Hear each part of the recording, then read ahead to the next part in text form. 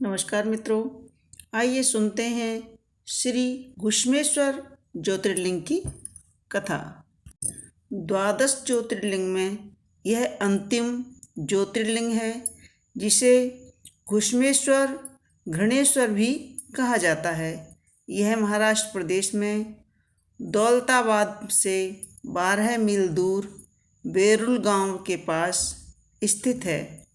इस ज्योतिर्लिंग के विषय में पुराणों में यह कथा दी गई है। दक्षिण देश में देवगिरी पर्वत के तट निकट सुधर्मा नामक एक अत्यंत तेजस्वी तपोनिष्ठ ब्राह्मण रहता था।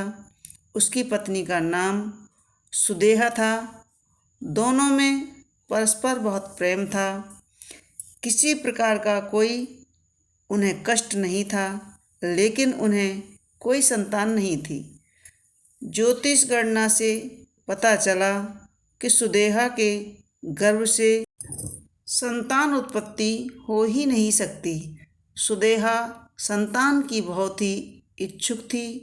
उसने आग्रह करके सुधर्मा का दूसरा विवाह अपनी छोटी बहन से करवा दिया। पहले तो ब्राह्मण देवता को यह बात नहीं जची, लेकिन अंत में उन्हें पत्नी की जिद के आगे झुकना ही पड़ा। वे उसका आग्रह टाल नहीं पाए। वे अपनी पत्नी की छोटी बहन घुश्मा को ब्याह कर घर ले आए। घुश्मा अत्यंत विनीत और सदाचारणी स्त्री थी। वह भगवान शिव की अनन्य भक्त थी।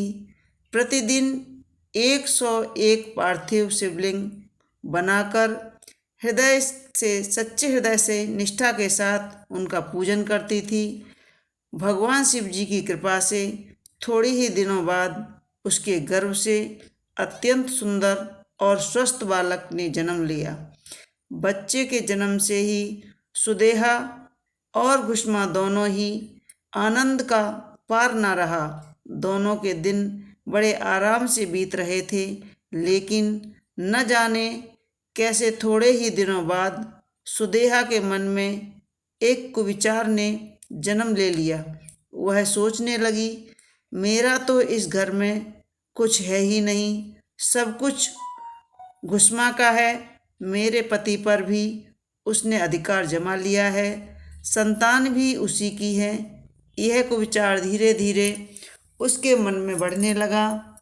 इधर घुश्मा का वह बालक भी बड़ा हो रहा था। धीरे धीरे वह भी जवान हो गया। उसका विवाह भी हो गया। अब तक सुधर्मा के मन का कुविचार रूपी अंकुर एक विशाल वृक्ष रूप में बन चुका था। अंततः एक दिन उसने घुश्मा के युवा पुत्र को रात में सोते समय मार डाला। उसके शव को ले जाकर उसने उसी तालाब में फेंक दिया, जिसमें घुश्मा प्रतिदिन पार्थिव शिवलिंग को फेंका करती थी। सुबह होते ही उसका इस बात का पता लगा। पूरे घर में कोहराम मच गया।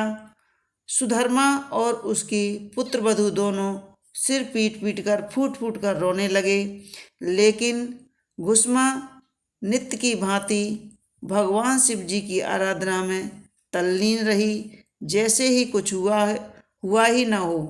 पूजा समाप्त करने के बाद वह पार्थिव शिवलिंग को तालाब में छोड़ने के लिए गई, चल पड़ी। जब वह तालाब से लौटने लगी, उसी समय उसका प्यारा लाल तालाब के भीतर से निकलकर आता हुआ दिखाई पड़ा। वह सदा की भांति आकर घुश्मा के चरणों पर गिर पड़ा, जैसे कहीं आसपास से ही घूमकर आ रहा हो। इसी समय भगवान शिव भी वहाँ प्रकट होकर घुश्मा से वर मांगने को कहने लगे। वह सुदेहा की घिनौनी करतूत से अत्यंत क्रुद्ध हो उठे थे।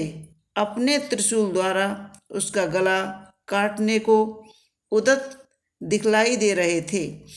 घुश्मा ने हाथ जोड़कर भगवान शिव से कहा, प्रभु, यदि आप मुझ पर प्रसन्न हैं तो मेरी उस अभागिनी बहन को क्षमा कर दें।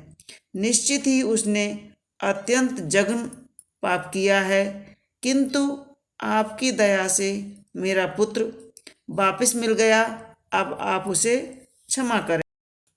और प्रभु, मेरी एक प्रार्थना और है, लोक कल्याण के लिए आप इस स्थान पर सदा सर्वदा के लिए निवास करें। भगवान शिव ने उसकी ये दोनों बातें स्वीकार कर ली। ज्योतिर्लिंग के रूप में श्री प्रकट होकर वहीं निवास करने लगे। सती शिव भक्त घुश्मा के आराध्य होने के कारण वे यहाँ घुश्मेश्वर महादेव के नाम से विख्यात हुए। घुश्मेश्वर ज्योतिर्लिंग की महिमा पुराणों में बहुत विस्तार से वर्णित की गई है। इनका दर्शन लोक कल्याण दोनों के लिए अमोघ फलदायी है। मित्रों, यह थी छोटी सी श्री घुश्मेश्वर ज्योतिर्लिंग की कथा। आपको कैसी लगी हमारी यह कथा, हमें कमेंट्स बॉक्स में ज़रूर लिखें और हमारे वीडियो को लाइक करें, शेयर करें और सब्सक्राइब अवश्य कर लें, ताकि आने वाली कथाएं आपको इसी तरह सुनने को मिलती रहें। बहुत बहुत धन्यवाद। जय भोलेनाथ।